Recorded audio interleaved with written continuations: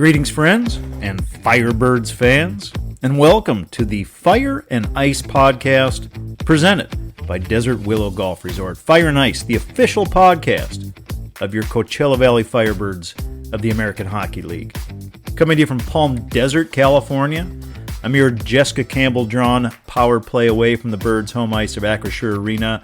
I'm your host, Judd Spicer, along with this ongoing endeavor. Also, again, have the privilege and the pleasure of serving as your Firebirds insider. Those articles may be found online with all things Firebirds at cvfirebirds.com, whether that be roster, merchandise, community, ticketing information. Per those tickets to your CV Firebirds playoff games, might I also suggest downloading the handy CV Firebirds app on your mobile device. Great way to get tickets for your Birds playoff games and everything happening here in Palm Desert at Acrisure Arena, including but not limited to parking. Per the presenting sponsor of this endeavor, Desert Willow Golf Resort, also right here in sunny Palm Desert, California, home to the Mountain View and Firecliff courses respectively. Right now, the latter undergoing some reno work, so get those tee times for the Mountain View online at desertwillow.com. When you're on there, also take a moment to poke around for the awesome and on-site Palm Desert Golf Academy. Great way to get all your swing, tutelage, and instruction needs. All right, dudes, I am more than 90 seconds into this playoff podcast, this episode of Fire and Ice, and I'm already kind of bearing the lead. Yes, had the show ready, had lots of data for you as we get ready for the upcoming Western Conference Finals. Second time in as many years of their existence that the Birds have been back to the Western Conference Finals. It is a rematch with the Milwaukee Admirals, regular season champions of the Central Division. It is a best-of-7 series. This episode being recorded on Tuesday, May 28th, the day before that series gets underway here at Acrisure Arena, and I'm still bearing the lead. Because sometimes the news of the day, listen to this, the journalism kiddies out there, sometimes the news of the day, well, it usurps everything that you carefully planned.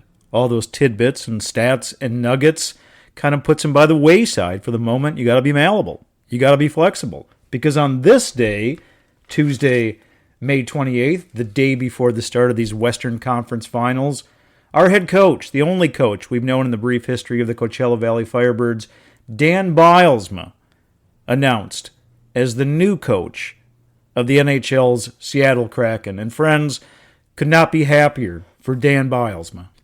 Before I get into some Bylsma reflections, before I get into the Bylsma file, let me first tell you that the scheduled guest on this episode of Fire and Ice, John Hayden, very enthused to speak with John, not just about the breaking news of Dan Bylsma being hired by the parent club Seattle Kraken, but also to discuss with John the upcoming Western Conference Finals. In addition, while Bylsma was being announced during today's Seattle Kraken presser, concurrent media events taking place here in the bosom of the desert, where media had opportunity to speak about both of these headline subjects, first with Troy Bodie, team's director of hockey operations, and then additionally with team leaders Captain Max McCormick and forward Andrew Podorowski. The audio from those interviews, some of the questions from yours truly, some from my desert media colleagues. It's about 15 minutes of audio. That is going to be coming up here shortly. Going to place that in this episode right before the chat with forward John Hayden. Per those reflections on Dan Bylsma, and yes, we are very much in present tense. This is not an epilogue yet. Dan Bylsma is going to coach out the rest of this season, which, if things going according to plan, will last another month all the way to and through the Calder Cup Championship Finals. Dan Bylsma, friends, in his time here in the Coachella Valley to date, he has led the Firebirds to a cumulative record of 115, 44, 11, and 7. I pause for a moment just so you can digest that. In a brief 18 months, he has turned this from a desert town, a golf town, into what is additionally a hockey town. Dan going back to an NHL bench for the first time in 7 years. His record in the National Hockey League, 320 and 190 in the regular season, 43-35 in the playoffs. Of course, he led the Pittsburgh Penguins to the 2009 Stanley Cup Championship. 2 years subsequent, in 2011, he received Jack Adams Award as the NHL's top coach. Dan Bylsma coached the Olympic team, Team USA, at the Sochi Olympics in 2014. He is the fastest coach ever in the history of the NHL to get to 200 wins, and he holds the additional record of the most wins, that would be 186, through the first 300 games of one's coaching career. He's so deserving of this opportunity that while it is a somewhat bittersweet moment, as he has done such great things for our desert and for this franchise in such a brief flash of time, really, that this opportunity anew on an NHL bench is a gig for which Dan Bylsma is undoubtedly deserving. Again, not totally in reflection here, but for the Seattle friends and fans that are listening, what you're getting in Dan Bylsma is a man who is considerate, a man who is very well read, a man who is very studied, a man who is a very hard worker. I've shared this nugget a few times on this show that, I'll go to the ice rink adjacent, the accompanying rink, the Burger Iceplex, right next to Acrisure Arena. I'll go there sometimes for a 6 a.m. or I think it's a 6:30 a.m. skate, and I've seen Dan Bylsma there.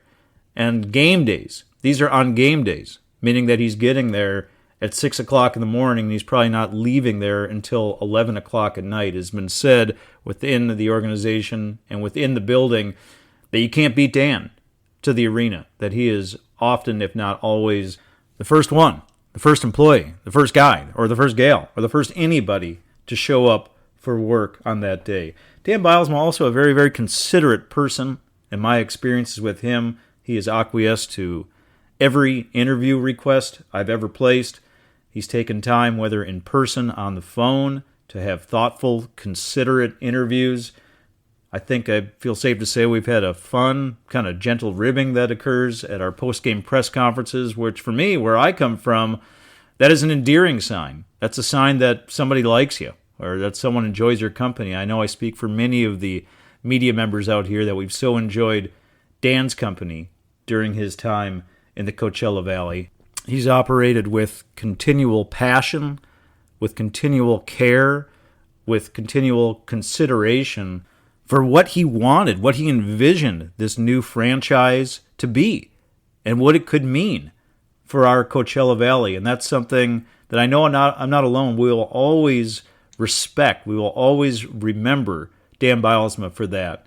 In his absence, we will always speak well of Dan Bylsma for that. He showed so much, I think I'll say, patience, certainly at the onset, certainly last year, when, let's be honest, there were some questions directed his way that were probably not befitting a man of his hockey stature, a man that had raised aloft the Stanley Cup. He showed a lot of patience with that. He showed a lot of humor. He showed a lot of dedication. He showed so much care, and he showed a hell of a lot of passion for wanting to build this, and still wanting to build this, into a championship franchise. As one further reflection, I recall speaking with Dan as he was making his way west early this autumn. I want to say it was September. We did a phone interview, and I told him at the beginning of that interview, look, man, I wanted to connect with you this summer, but I thought I would just leave you alone. And the first question we discussed was how last season ended, obviously in heartbreaking fashion, after a magical run to the Calder Cup Finals and losing in overtime to the Hershey Bears in Game 7. And it was the first thing that came up in our conversation, and he was still pretty heartbroken about that. That had not left his mind. And it just proved to me, it galvanized for me, how much he cared, how much he wanted and still wants to bring that championship banner here to Palm Desert, here to the entire Coachella Valley. And look, his time here, the end of it is not yet written. Dan Bylsma has accomplished a great many things in his hockey world, whether as player or coach. We mentioned the accolades, but one thing that he has not done as an AHL head coach is win that Calder Cup championship. And I can assure you as Dan Bylsma makes his way back to the desert from that presser in Seattle. That dude is dead set on focusing upon the task which lies immediately ahead in these Western Conference Finals versus the Milwaukee Admirals, and then ultimately and hopefully the series which comes beyond that. All right, per those Milwaukee Admirals, just a few things here before I get to those clips from the presser and we get to the discussion with forward John Hayden. This is a rematch from last year, which, as many of you will recall, the Firebirds won in 6 games over the Milwaukee Admirals. The schedule plays out as thus. Again, best of 7 series.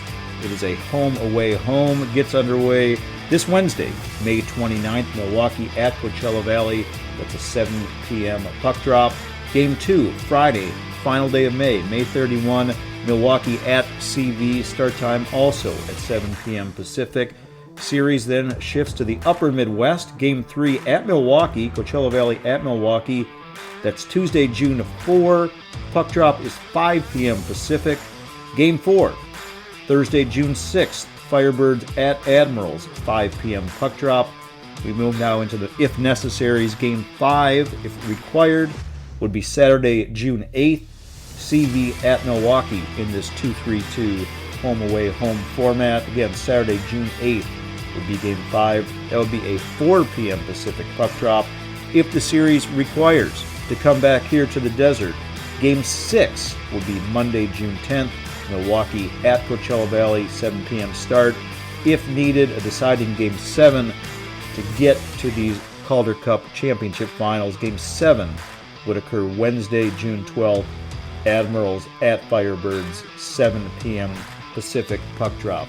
Since felling Milwaukee 4-2 and last year, these two squads have not met this season. Of note, in the interim, in the space between, well, Milwaukee made some national headlines at the turn of the 2024 calendar. They won 19 consecutive games from the beginning of January through basically the end of February. The second longest winning streak in the American Hockey League. Of further note, however, and this is a tidbit which you can find in my Firebirds versus Admirals playoff preview. That's online at cvfirebirds.com, but I'm going to dangle it here. Since the close of that 19-game winning streak on February 25, the Admirals have been demoted a few ranks. They lost 6 of their next 7 following the conclusion of that streak, and then authored a mere 11-12, 1-1 record the rest of the way, including the postseason. Both of their series went the full 5 games, and Milwaukee, of course, overcame those deciding Game 5s in rounds 2 and 3, respectively, beating Texas and then subsequently Grand Rapids, including that 6-4 mark in the playoffs. Through their past 35 games, the Admirals are just 17-16, 1-1. Some familiar faces, to be sure, returning to these Western Conference Finals on both sides of the ice from the Admirals' end. That includes half their team. Some similar guys that we're going to see from last year. Per the rest, I will leave that to you to check out on that Firebirds versus Admirals Western Conference Championship playoff preview. Again, that's online at cvfirebirds.com. Couple quick notes on the Firebirds. And look, to date, depth has proven a dagger. Through the 7 playoff games thus far, we have, of course, won 6 consecutive games. We have goals from 12 different players through these 7 games. And take a breath for this one, friends. We have points thus far in the playoffs from 19 different Firebirds. Again, depth is a dagger. For the leading scorers, 6 points per for Max McCormick, Devin Shore, Andrew Podorowski, 5 points per from a whole slew of birds. Includes Cale Fleury, Cole Lind, Shane Wright, Marian Studenich, and Cameron Hughes. In net, Chris Drieger, he's been in between the pipes for all these games. He is 6-1. Those 6 wins are tied for best in the Calder Cup playoffs. Goals against of 2.39 and a save percentage thus far through the playoffs of .921. All right, let's get to the media interviews here. Again, this is from Acrisure Arena media session from May 28th. It includes conversations with Troy Bodie, followed by Captain Max McCormick, and then Andrew Podorowski. One of the voices you will hear is my own. The other voices asking these questions, want to credit these gentlemen respectively, are friends. They've all been on this show, by the way. From KESQ, the sports director Blake Arthur asking questions from NBC Palm Springs, and the In Arena at Acrisure host Tim O'Brien asking some questions, and from the Desert Sun newspaper, Messrs. Shad Powers and Andrew John also asking questions of all three of these gents here in the media session. Let's get to that now.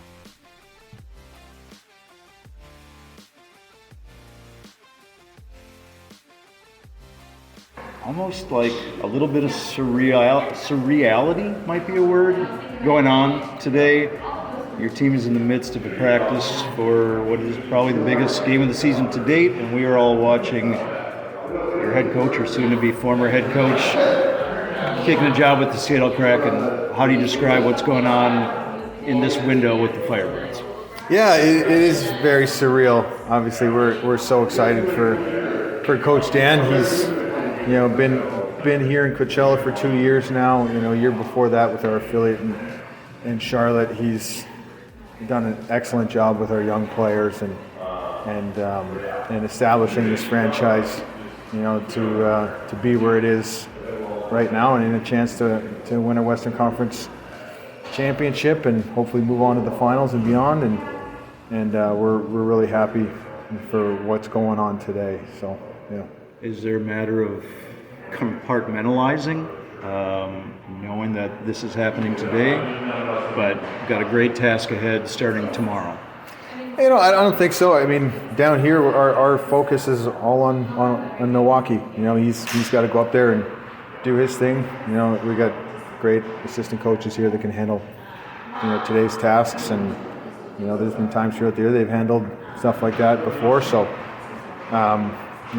we're just excited for him, and we'll get back to work. So you can confirm he'll be back coaching the team the rest of the way? I can confirm that, yes. Okay. And then can you just elaborate on how this all went down? When did he accept the job? When did you guys tell the team? How did you tell the team? Yeah, we all learned about it yesterday. We had practice, and we didn't want anything to leak out early, but again, I thought it was very important that he spoke to the group and told them firsthand. They didn't want them to hear anything outside, and he told them, and it was a great moment watching the players light up and for how excited they were for him. We just heard Dan speak very highly of Jess and Stu up in Seattle. Having that leisure of really good assistants, your thoughts on Jessica and Stu if they were to leave the way here for the rest of the way? Well, they're both excellent coaches. You can throw Collins and Lionel in that, and Eric as well. But we've got great coaches here. We've been very happy with really how the whole staff is done down here, and it's something to say as well as Dan's the one getting the recognition right now, but it's really also his assistants that deserve a lot of credit, for his accomplishments that are here today, and as well as the team for how well they've played under him. Is there a timetable in your mind for this process of finding the next Firebirds coach? I mean, we'll have to. To answer, I don't have a specific timetable. We're worried about Milwaukee right now, and really that's kind of it. But we do know we got to get on it once the season's over. But once the season's over, we're gonna get going pretty quick. So organizationally, how does it flow? Would the Kraken want to fill in Dan's assistants up there first before filling in this job, or is it not together like that at all? Yeah, I mean, I think just with what we've got going on up here, we're not to be too cliche, but we're worried about Milwaukee here. We're not worried about our next coach. We still have a coach here, so they're going to be worried about those filling out Dan's staff right away, and we're kind of second on the docket just of where we are.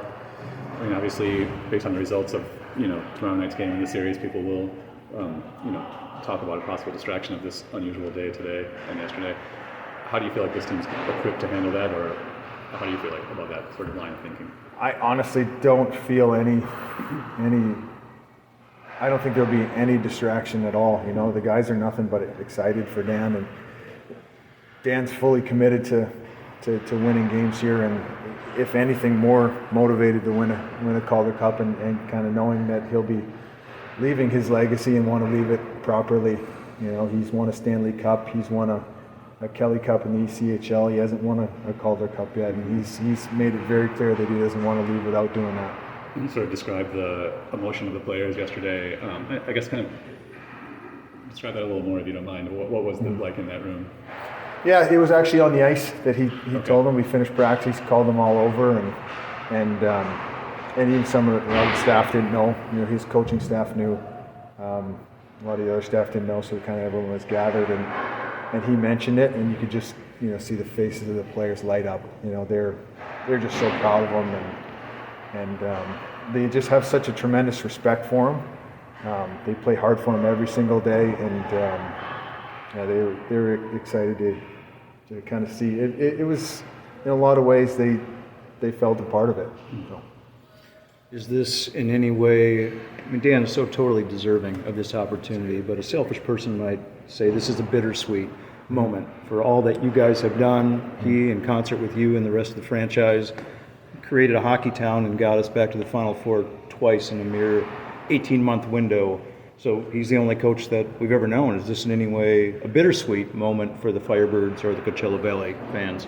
Absolutely. I mean, what a great way to kind of end his time here. You know, we're in the Western Conference Championship series here, and we're a goal away from winning it all last year. And I mean, he's deserving of this opportunity, and it's a great way for him to be ending his time here, but it's not done yet. Taking it back to the ice, of course, got a rematch starting tomorrow with the Milwaukee team. That's really good. They had a 19-game win streak this year. They've got about half their roster back for this rematch last year. What are you seeing in this version of the Western Conference Finals? Something perhaps that might be different than what we saw in the showdown last year. Yeah, well, they've got, like you said, they've got some turnover in their team, but so do we. It's as much as it's two of the same teams going at it. They're very different in a lot of ways, but they had a tremendous season. You look at the four teams in the finals. Here, they're all the one seeds in their division. Everyone's deserving to be here. Everyone proved it in the regular season and improving it in the playoffs. This is it's going to be a real tough match, just like it was last year, and we're ready for the challenge.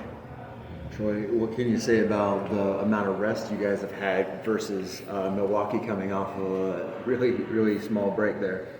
It's good to get some rest. Everyone's always got some bumps and bruises and whatnot. It's good to get some time to let everything heal. But in saying that, it's good to get that rest. But we also got a team that's coming in and they've been playing. They still got the competitive juices right in their veins from last game. So there's pros and cons, but we'll be ready. Last one for me. I imagine you talked to Ron on behalf of Dan. What did you say to Ron when you talked to him?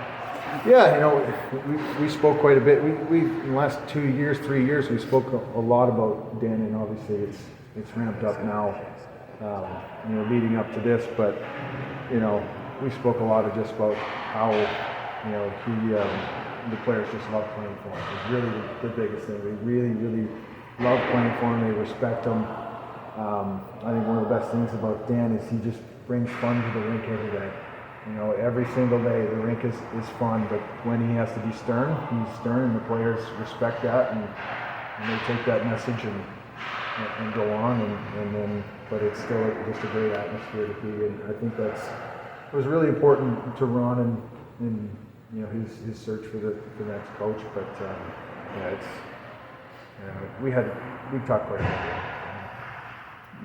Troy, in a general sense, what are the attributes you're looking for in the next coach? Do you want them to have previous coaching experience? What are the important things to you? Definitely previous coaching experience. Well, I know.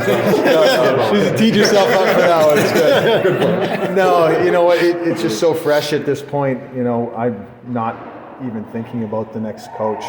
You know, we've got Milwaukee here. We still have a coach.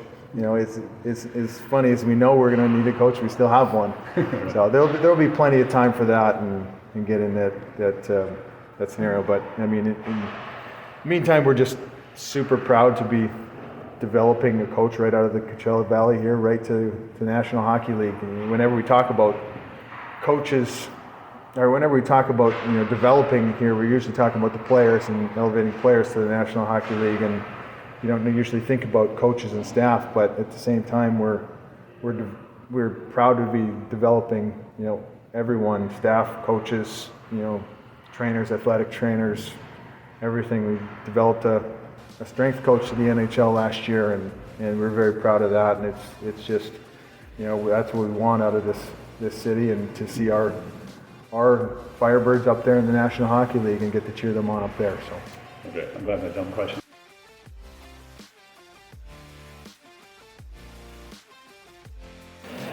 Interesting day in the Firebirds world, of course. I mean, watching you guys practice, Max, in preparation for the biggest game of the season thus far. And at the same time, we're watching our phones as your head coach is being introduced as head coach of the Seattle Kraken. How are the Firebirds balancing all that, just having it in one day? Yeah, I mean, we're just excited for him. He's earned it. It's well deserved. So, looking forward to having him back tomorrow, though. Yeah. Is there any compartmentalizing going on, knowing that this is occurring? It's exciting. It's big news, obviously. And then, obviously, at the same time, we've got the Western Conference Finals getting underway tomorrow. Is there a way to balance both amongst the team? Yeah, absolutely. I mean, we're all pros. It's part of the business. So, we got a goal in mind and some unfinished business. So we're focused on that. Gents? Did you do anything with this long layoff differently than you did before the Calgary series? No, not too much. I mean, we didn't have quite as much of a break there, and we've already been playing playoff hockey for 2 series now, so I think that's a benefit to us. Max, you guys are coming off a pretty physical series. How beneficial was the rest for you guys just to get your bodies right? Yeah, it's definitely something we took advantage of, and some guys that were maybe a little banged up or had some time to heal and are feeling better now, so we should be fresh and ready to go. You guys haven't played them since last year, Game 6. You advanced to the Calder Cup Finals. What are you seeing on tape with this team in Milwaukee? What kind of challenges do they present you guys? Yeah, I mean, they're a big physical team. They play hard, so we're just taking a look at some of their special teams, what they do 5-on-5, and then after that, it's just focusing on our game. Per Blake's question, do you see a lot of difference in the Milwaukee team you faced last year and the one you'll see tomorrow night? There's some changes. Some guys they don't have back, but they have some new faces that have performed really well for them. So I think it's a similar challenge. All right.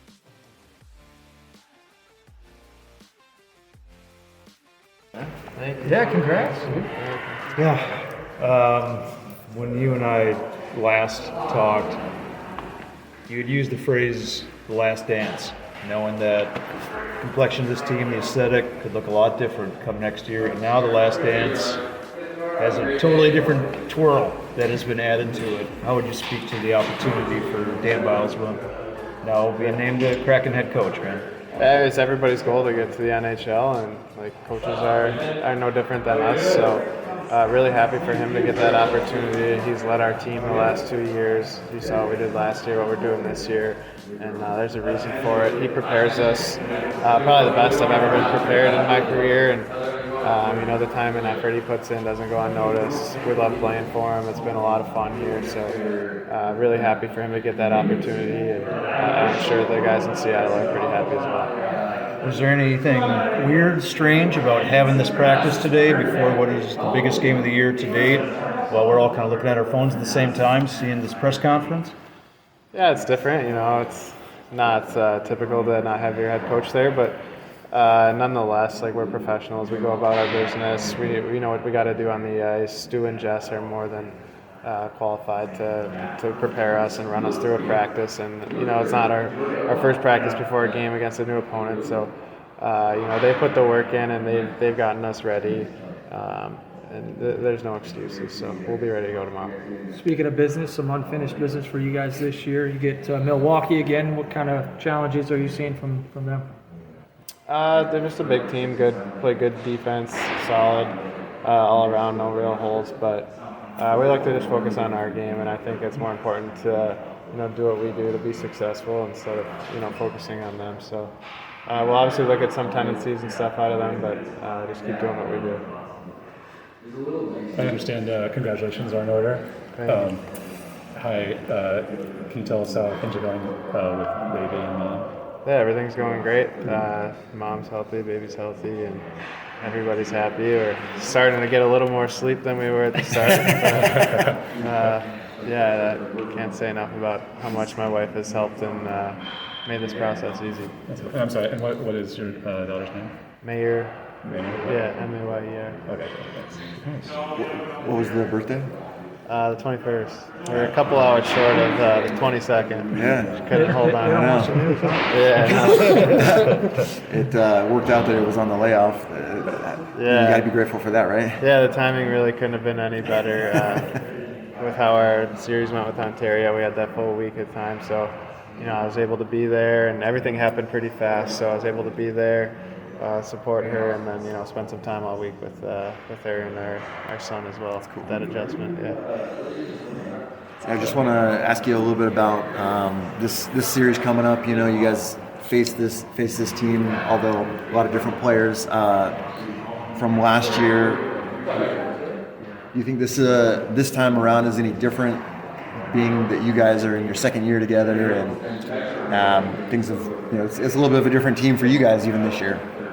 Yeah, I mean, every season's a new season. Teams are different, and so you can't expect the same type of things to happen. What happened last year, and we're not thinking about last year whatsoever, and I'm sure they're not as well. So, new season, new series, new challenges, and we'll be ready to go. Okay, friends, lots of great stuff there on both the Dan Bylsma news, hired as head coach of the Seattle Kraken, and the upcoming and impending Western Conference Finals showdown with the Milwaukee Admirals.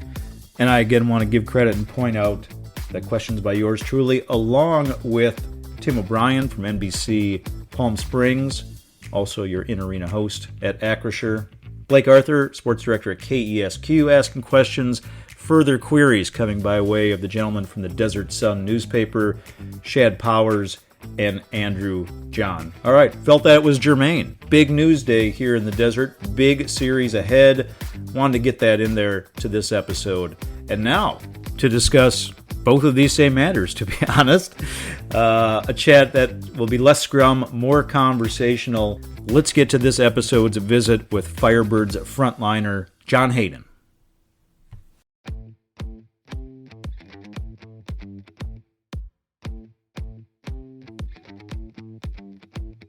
All right, Firebirds friends. My guest on this episode of the Fire and Ice podcast, he hails from Chicago, played his college hockey at Yale, where he would ultimately earn a degree in political science. Now in his 8th year of professional hockey, that includes 250 games in the NHL, 166 in the American Hockey League, now in his 2nd season with the Firebirds. Through this season's playoff run, he's compiled some excellent play, 4 points in 7 games. We'll welcome Firebirds forward John Hayden to the Fire and Ice podcast. Hello, John. John, thanks for having me.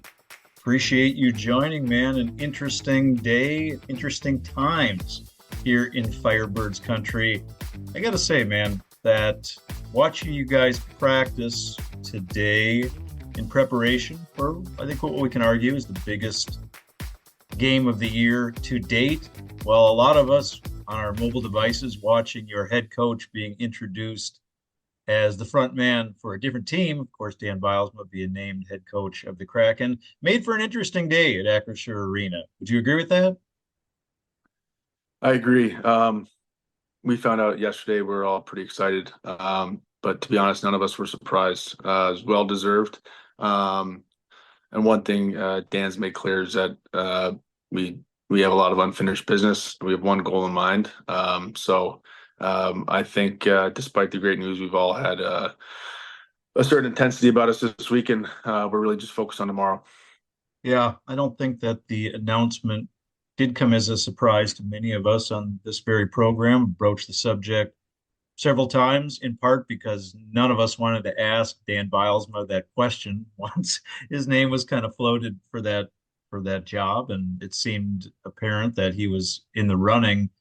When did he specifically tell you guys, and can you share what he did tell you that he was going to be hired as the Seattle coach? Yeah, we had a conversation with the team, and again, we were all just really excited for Coach. Really well deserved. I think he's really shown this display of humility and a love for hockey the last couple of years, and it's he's been just tremendous for our team. We've all had a lot of fun playing hockey the last couple of years, which I think is the most important thing when you show up to the rink. And he's a Stanley Cup winning coach. This is very well deserved. But again, I think Dan will say to himself, his goal right now is to win a Calder Cup, and that's really the task at hand, and that's what we're all focused on.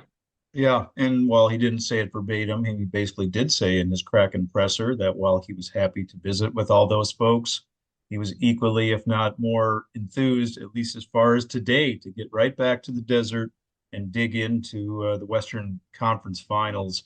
As far as him being deserving, I agree with you entirely. At the onset of this episode, talked about some of the Bylsma file, all the things that he has accomplished in a really unique career. I mean, for you, what do you see in Dan that has not just made him a particularly good head coach for the Firebirds, but that will make him a good coach in the NHL again, where he hasn't been for 7 years? I think just over time the age dynamics in the NHL and the AHL change respectively, and I think one of Dan's qualities is that he can really relate to anyone.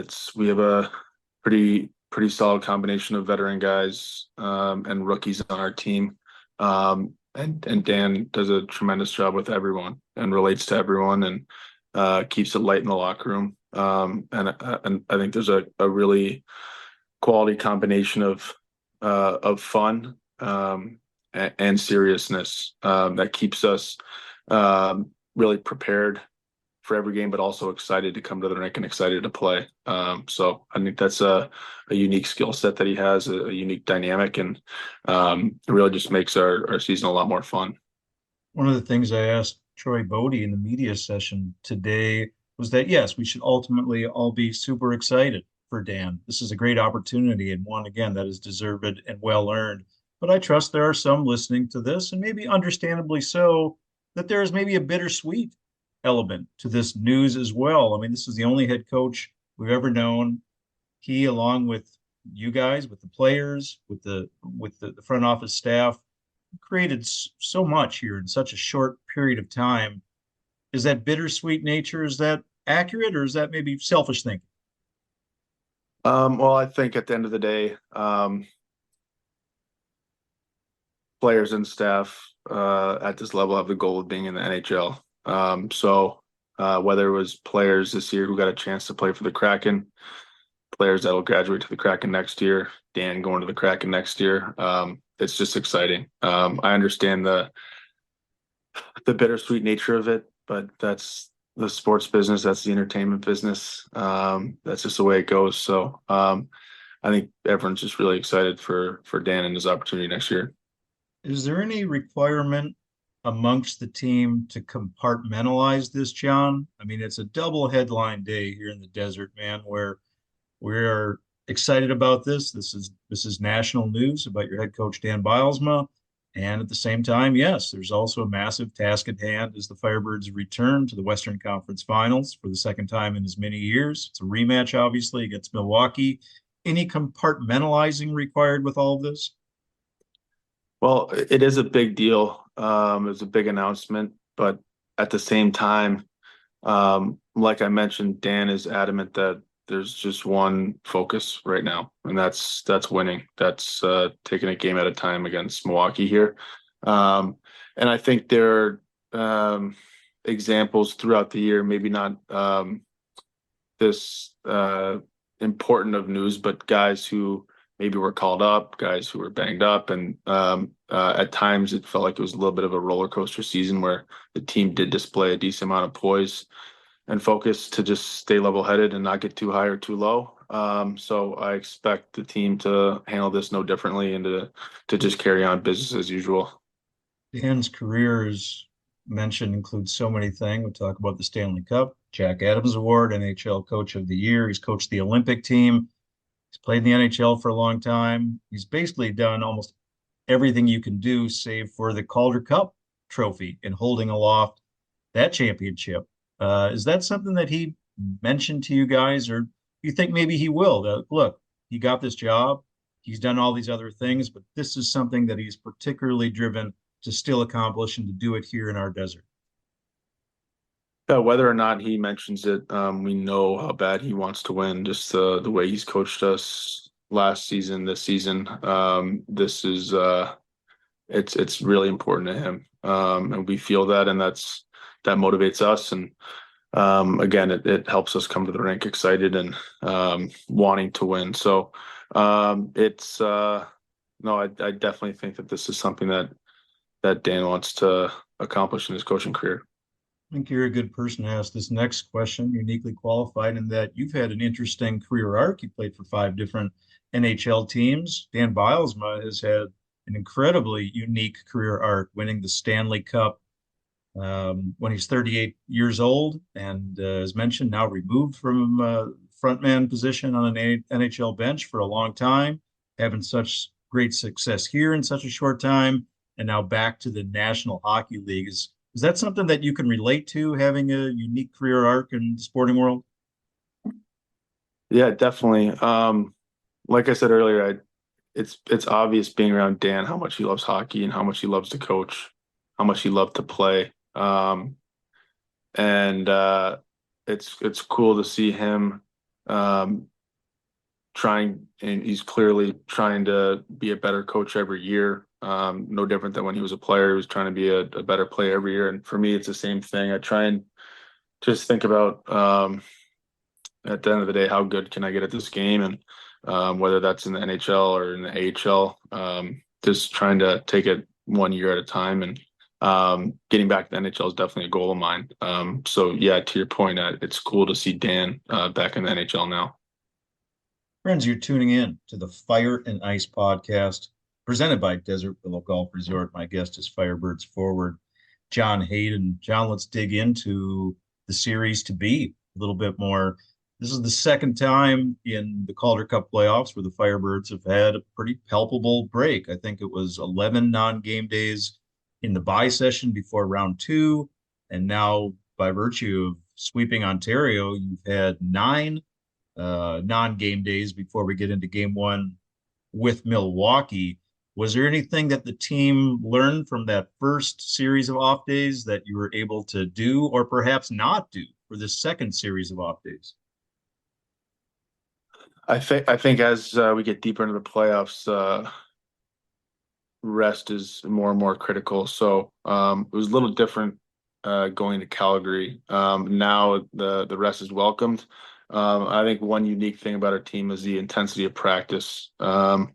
Sometimes it feels even more intense than games when we're battling with each other, and the way our practices are structured at times. So I think that accountability in practice will serve us well, despite having quite a few days off.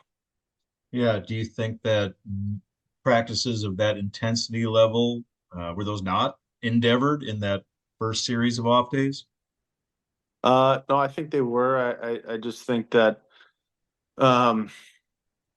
the mood of everything's even more elevated. We're getting closer and closer to the end of the season, the end of playoffs. And I think that there's the first round has a unique intensity to it, but in the AHL, we had a bye, so we missed some of that that 3-round series. But just in general, right now, I think it's a combination of, yes, rest is welcome, but at the same time, we have some intense practices and just a healthily intense mood around the locker room as we prepare for the series. Let's talk about the Milwaukee Admirals a little bit. Again, and obviously a rematch from last season's Western Conference Finals, which the Firebirds won in 6 games. In readying for Milwaukee, do you see a different Admirals team than you think that you saw from the last go round? Definitely a different team. Just looking at their roster, a lot of names that I don't recognize compared to last year. Um, I think going into this series, our coaches have prepared us well for what's to come. But the one unique thing about the AHL is that we haven't played these guys this year. So I think that allows us to actually just focus on ourselves even more, having not played them before. Maybe some adjustments throughout the series, but just go into it playing our game. That's really all we can do after not facing them at all this year. Yeah, Milwaukee, from what I can see and watch some of their games. I don't know. Did you guys watch any of those games in their series against Grand Rapids, which obviously went 5 games? Maybe some guys. Of course, our staff did, but I didn't watch any. I remember a little bit from their team last year, but again, uh, we've really just embraced this mentality of committing to our game all year, and it helps having a building and the fan base that we have. I think generally when teams come to our building for the first time, it's quite a surprise and a tough environment to play in. From what you know about the Admirals from last year, uh, can you compare or contrast in any way how they're different from what we may have seen with either Calgary or Ontario in the most recent 2 rounds? Um, I think one similarity would be they have a good combination of young talents and a veteran presence. Um, they definitely have some skilled players, and then some older guys who've been around pro hockey for 10, 15 plus years.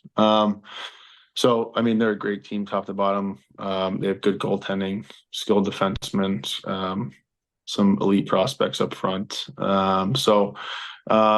That's I think been pretty consistent because teams that make it this far have to have that sort of combination of talent. So um, I think we're prepared for a great series, and I'm looking forward to tomorrow.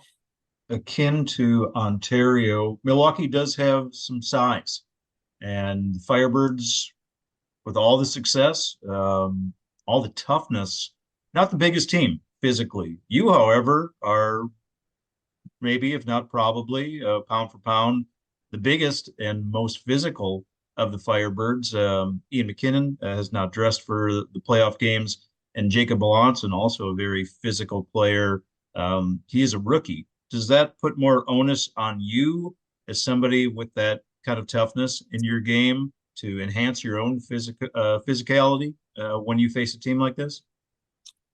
Well, regardless of the opponent, I try and bring that element. So if Mac's in the lineup, and talking to Mel too, that's just something that we like to bring every night. So if it's a physical opponent, then maybe it'll organically elevate a little bit. But in general, that's just something I'm going to bring every night.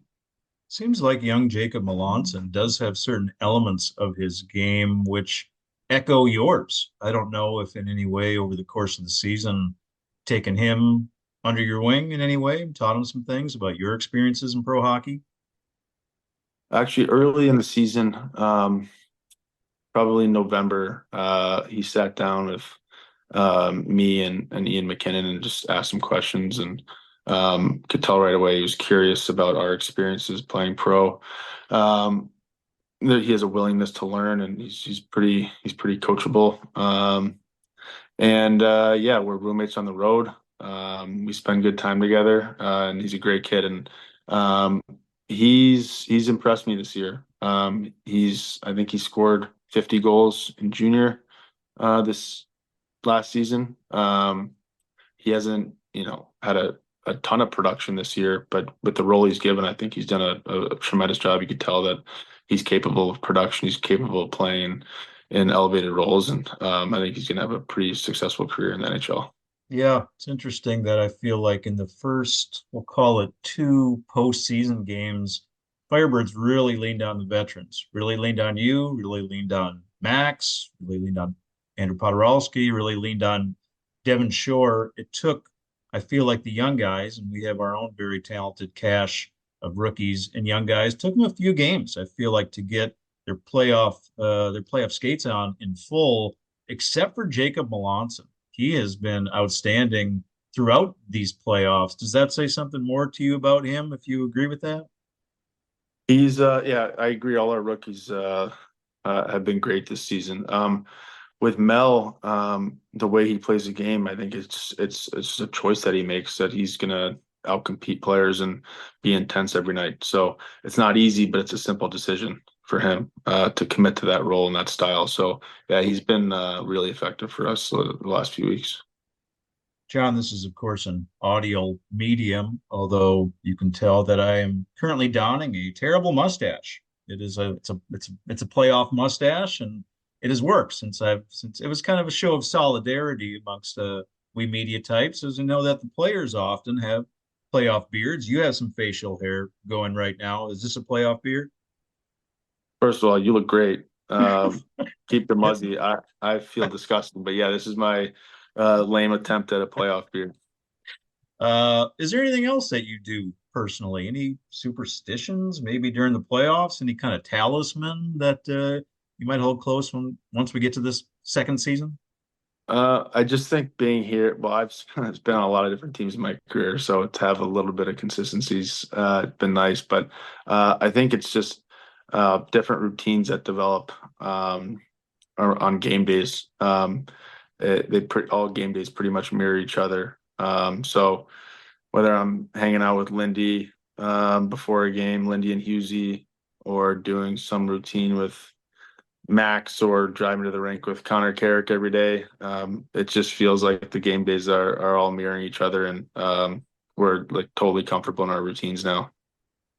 I think a Firebirds appreciation statement could come in many different ways, John. But one of the ways I look at it, for the second consecutive season, cumulatively with the NHL and the AHL, the 64 teams, 56 of them are playing golf and they're fishing and they're doing whatever, but they're not playing important hockey games right now. And here we are for the second time in 2 years. We're in the semifinals. Is that something that you feel like is commutatively or cumulatively, I should say, appreciated amongst the teammates? It's appreciated, and for me, I spent a lot of years of my career not making the playoffs and being on the golf course and just watching from my couch. So you realize that winning isn't normal. It's hard to do. It's hard to make it even this far in the season. So yeah, I think this means a lot to all of us. And I think even the young guys understand that playoffs are not guaranteed, and it's really rare to win a playoff series, let alone a championship. So that's not lost on us. Let me ask you today, perhaps lastly, John, I've heard the phrase or perhaps the word good. It's been used in many post-game press conferences over the course of the past month and change. It's something I've heard from Potsy on this very program. And so I went and looked it up. I looked up what were good, from whence that derives. And Andrew Podorowski did reference Jocko Willink, muscle-bound Jocko Willink, author, podcaster, former Navy SEAL. And that dude doesn't need my plug, but I went and watched his video on good. And it's about 2.5 minutes, 3 minutes, but that seems to have become something that is a rallying cry, certainly during the playoffs for the Firebirds. What do you think about good, and do you subscribe to that? I do. If I remember correctly, Max first referenced it. I think we were in San Jose after a tough road trip. A few things didn't go our way. There are different layers to, I guess, speed bumps in that time of year. And I just think that there's a choice that teams make to either fold and in times of adversity, or they embrace it. And I think our team's done a really good job of embracing things. Not getting too high, not getting too low, being able to bounce back from a bad period or a bad game and win the next one. And I think good has a lot to do with that. Yeah, and watching that, that's my takeaway exactly. I think that is the philosophy is dealing with adversity. I want to say with a smile on your face, but certainly a degree of toughness, fortitude, malleability, taking what encumbrances, what hurdles might come your way, and not hanging your head about them, but rather facing them with strength. And that seems, I mean, as I've said a few times now, seems like deep in the rear view, man. But Max McCormick, he had that game tying goal with 5 minutes left in the Calgary series, and without winning that game two ultimately with the Devon Shore OT goal, Birds would have been down 0-2 and needed to win 3 straight against Calgary. That to me is the evidence of that philosophy, is the evidence of good. You guys showed so much heart in that situation, and obviously since that moment and since that game, as winners of 6 straight in the playoffs, have totally flourished. So good seems to be working for the Firebirds.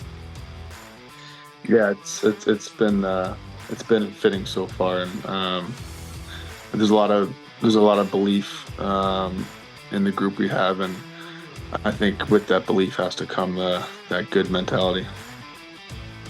John, it's been a good visit for a little wordplay there, and we hope for a great series ahead against the Milwaukee Admirals as the two teams face off again in these Western Conference Finals.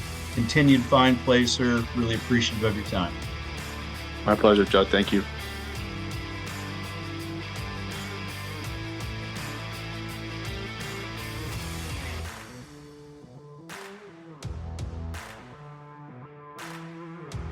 Alrighty, Firebirds flock. Yeah, a little more going on in this episode of the Fire and Ice podcast presented by Desert Willow Golf Resort. But in the opinion of yours truly, as I see it, deservedly so. We got national news happening right here on our desert floor, and we've got the Western Conference Finals versus the Milwaukee Admirals afoot. Best of 7 series. Again, a reminder on the schedule quickly. Gets underway tomorrow night. That is Wednesday, May 29th. Milwaukee at CV, 7 p.m. start. Game 2 is Friday the 31st. Milwaukee at Coachella Valley, 7 p.m. Series then shifts to Milwaukee, Tuesday, June 4th, CV at Admirals, 5 p.m. Pacific. Game 4, Thursday, June 6th, CV at Milwaukee, 5 p.m. Pacific. If necessary, Game 5 would be Saturday, June 8th, CV at Admirals. That would be 4 p.m. Pacific puck drop. If necessary, the series would then come back to the desert for Game 6, Monday, June 10th, Admirals at Firebirds, 7 p.m. Pacific start. If necessary, a deciding Game 7 would be played Wednesday, June 12th, Milwaukee at Coachella Valley. Folks, so appreciative of your time, your interest, your ears, your ongoing support of this endeavor. Further appreciation goes to this episode's guest, Firebirds forward John Hayden. I additionally want to thank and recognize my Desert Media colleagues, Tim O'Brien, Blake Arthur, Chad Powers, and Andrew John for letting me use their voices and the questions and the responses therein from today's media presser at Acrisure Arena. Again, those visits with Troy Bodie, Max McCormick, and Andrew Podorowski of the Firebirds, respectively. Appreciate those guys. With me, include them in this episode of Fire and Ice. And of course, need to absolutely recognize the great sponsor of this endeavor, that be Desert Willow Golf Resort, just 3+ miles away right here in sunny Palm Desert from the Birds' home ice of Acrisure Arena. Get your tee times online at desertwillow.com. And when you're clicking around that Desert Willow website, make sure to check out the goings-on at the excellent and on-site Palm Desert Golf Academy. All right, dudes, a lot happening here in our desert sands. Big news day, and big congratulations to the only coach we've ever known in the brief history of the Coachella Valley Firebirds, Dan Bylsma. Deserved promotion back to the National Hockey League. Got some unfinished business first here in the desert, and I know Dan and the rest of the Firebirds are totally driven, amply motivated, and fully focused on a return to the final series of the American Hockey League season. But before we get there, we've got a good Milwaukee Admiral team standing in our way. That series gets underway tomorrow night, Game 1, Acrisure Arena. We'll see you there. Thanks again for tuning in, friends. And remember, as always, one valley, one team, rising together.